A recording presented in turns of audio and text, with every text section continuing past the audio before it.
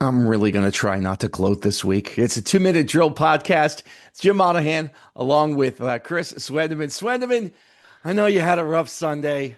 How are you? I'm all right. I'm not okay. You know, it's there are so many things that went wrong with my Sunday, but none being, I for a little bit I had a glimpse, a little gleam in my eye of the Yankees beating the Red Sox and sending them home for the season to hold over your head. And then Sunday night football came along, Well, and my listen, undefeated Buffalo Bills got taken out by your New England Patriots and Drake May. I oh, mean, what happened? I don't even understand how this happened. the Red Sox may be out of the postseason, but they sent everyone the blueprint for how to beat the Yankees. Get into the bullpen and hit the ball to Aaron Judge. I mean, and series is not over. I get it. They still have to play game three, but the way this is going, this obviously, it's an understatement, overstatement, whatever. It's not Right. pretty. No, it's not. And it's a brutal reality where they just basically skated by Boston, and then to come into this series, you really see how they stack up, and they don't stack up. Listen, they can turn it around and surprise me. Coming home, it's it's a great elixir for a lot of teams. Do I? They have not played well in Toronto. Do I see them really turning it around? I don't have much faith. I want them to. Do I see it happening? Realistically, I just don't think they have that much of a shot. And I just don't. I'm not impressed by what Boone has done in this postseason as far as, everybody's harping on it, but it's kind of true. It just he's not looked good against, both managers in these two series. He got outmanaged by Alex Cora. The Red Sox just ran out Oh, of pitching. He got that outmanaged by Cora. There's no question about it. every every which way, shape, and form. Your analytics, you can take them so far. There's got to be a feel, and you could just see Cora was one or two steps ahead of him every which way that entire series. Even though they lost, Cora outmanaged him, and it's not even a question. So we turn to MetLife Stadium, and your former team, the Dallas Cowboys, come in for what felt like a home game with the amount of Cowboys fans who were there, and they walk all over the New York Jets. We haven't even gotten to Columbus Day yet, and the Jets season, for all intents and purposes, is over. And then your new team on Sunday Night Football, the Buffalo Bills, they go out and the game was sloppy in the first half. It really It, was. it was And ugly. somehow the Patriots pull off this win, and everybody's calling out Drake May, the second coming of Tom Brady. Let's take our foot off the accelerator a little bit, please. Everybody take a breath. I mean, in reality, I I thought the most important thing for May was it. I don't think he really won them the game, but he didn't lose them the game. And the pressure wasn't too big for him. It's Sunday night going into Buffalo, a place very hostile, a big crowd, and he didn't falter. He didn't throw touchdowns, but he didn't throw interceptions. So you got to look at the important, but the comparisons I already heard. He's looking like a young Josh Allen. All right, let's hit the brakes. Yeah, come on. Let's relax. Give my boy JA 17 a little. I mean, he's a long way from that. But why can't he just be the first Drake May and be okay with that? Because you know what? He looked damn good doing it Sunday night. I thought he had good footwork. I thought his Yep. release was quick. I thought he looked poised. A big, big difference from last weekend, to be sure. And I mean, the Patriots, listen, it was a good win for them. I don't know where they go from here with that. I don't know what happens with May. I think the Bills rebound. I don't think the Jets do. See how the Cowboys do. Meanwhile, Jaxson Dart era. Again, speaking of taking your foot off the accelerator, a week ago, everybody was saying, we've got our quarterback. And then yesterday, they get out to a lead, and Dart looks good. And then there are one, two, three, four, five straight possessions that end with some kind of a turnover. It blew my mind that they made the New Orleans Saints defense look like the 85 Chicago Bears. I couldn't believe it. What I was watching, I mean, Darius Slayton may have had one of the worst games I've ever seen a wide receiver have. And, Dart looked like exactly what he is. He's a rookie. He's going to make mistakes. And you're going to have to live with that, Giant fans, right now. To me, I think he passes the eye test. I really do. I think he's got the moxie to play in this city. I think he brought something, an intangible to this team that they sorely needed. They needed a little attitude, and between him and running back Cam Scatabo, I think both of them bring an energy that was sorely lacking for this team. But this is his rookie year, and he's going to make rookie mistakes, a lot of them. It's going to happen. Whether it was Drake May, Josh Allen, any of the great quarterbacks you see now, they had a rookie year, and most of them were brutal. Peyton Manning, you could say one of the greatest of all time. His rookie year, he was brutal for the Colts. So he's going to go through the ebb and flows. I just don't know if starting him when they're going into their hellacious 4 or 5 game stretch where they play the Eagles twice, the Broncos, and the 49ers, all amazing defenses. If that is going to be too hard for Dart to get through, but we're going to really see what this kid is made of over the next 4 or 5 weeks for sure. Charlotte Carroll, who covers the Giants for The Athletic, made a really good point after the game in saying that while the Giants obviously didn't look good, a lot of it wasn't put on Dart's shoulders. Dart said, "This is on me." And she said, while you want your quarterback to be the one who stands up and says, "I've got this" type of attitude, when you don't have Malik Neighbors, Yeah. when you have Darius Slater going out with an injury, Yep. When you have that happening, all of a sudden a lot of things changes for this team. It did. There are a lot of moving parts still in this offense. And remember, they do not have a good offensive line at all. It was Their obvious offensive too. line, it was on full display. I mean, he was running for his life. He does have some a good set of legs. He runs well, but he needs time. And that unfortunately isn't afforded to him with the offensive line that they have.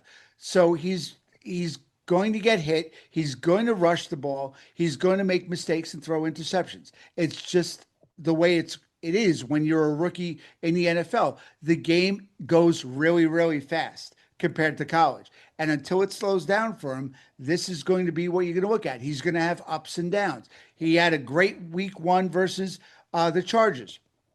Now versus New Orleans, when everybody thought he could win, he looked like a rookie. He's going to have games along the way where he looks really good, and other ones where you just want to cringe and open one eye and go, is it over yet? It's just the way it's going to be. Speaking of being able to slow things down, let's take a look at a few other quarterbacks, most of whom we all know very well. One would be Daniel Jones. 4-1 with the Colts right now. After the Lions, they've scored the most points in the entire league. Where did that come from? I mean, you can hear Giants fans saying, how come we can't get guys like that? Well, part of the reason is because you ran him out of town, for one. And the other part of the reason is he wasn't very good here. How do you explain that resurgence? Coaching. I'm going to take a line from a good friend of mine. It's got to be the coaching. Where have I heard that before? Oh, wait, that's you. Yeah.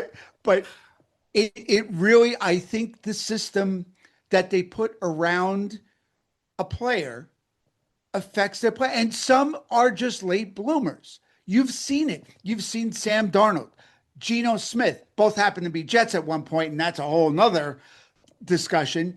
But Mac Jones couldn't succeed in New England with the team he had around him. Last year in Jacksonville, he filled in for Trevor Lawrence. He won them a couple games, and he looked really good doing it. Goes to San Fran, fills in for Brock Purdy, looks great doing it. Daniel Jones, went from Danny Dimes to Indiana Jones. Definite upgrade on the nickname, by the way. But I mean, looks great. But look at the team around him. He has one of the best offensive lines in the NFL. He's got an all-pro running back in Jonathan Taylor to take. He's got receivers in Michael Pittman and Josh Downs and their rookie tight end, Tyler Warren.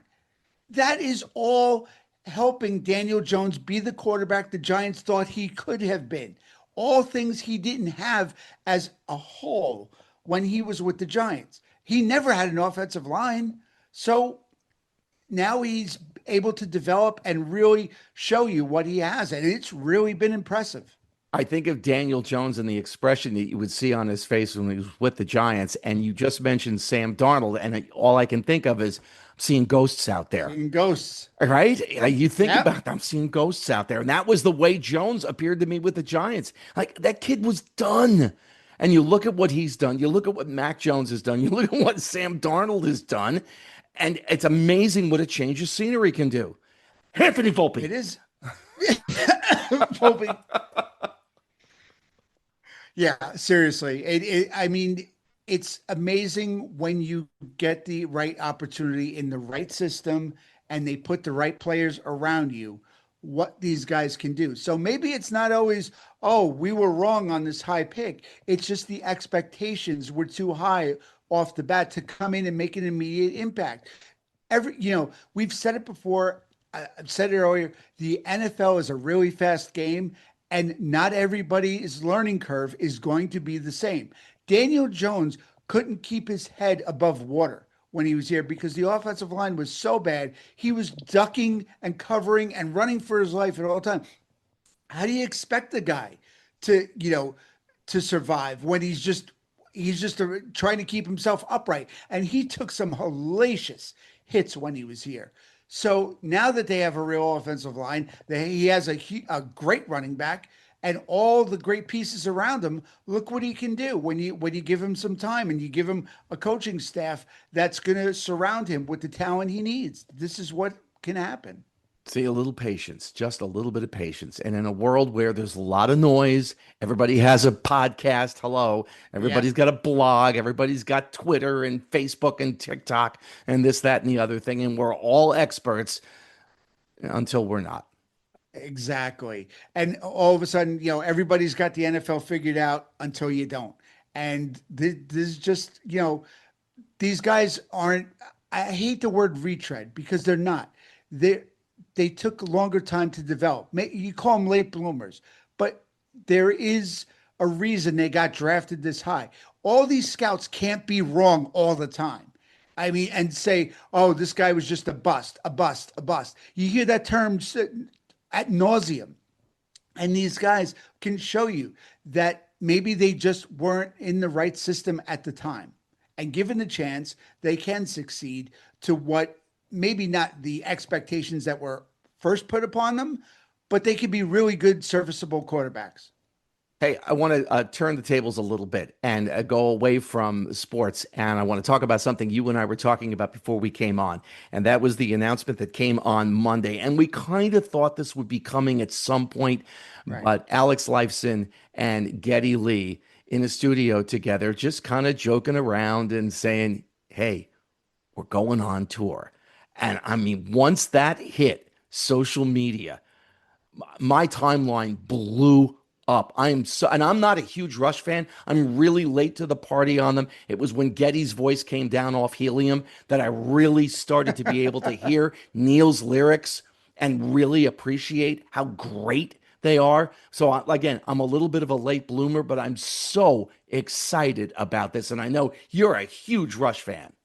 I am. And I have, as I sit here with my Rush coffee, I have my coffee in my Neil Peart coffee mug.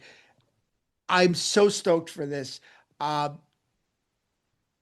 soon as I saw it, something like just energized me at the fact that these guys are going to be going out on tour. Of course, it's without Neil.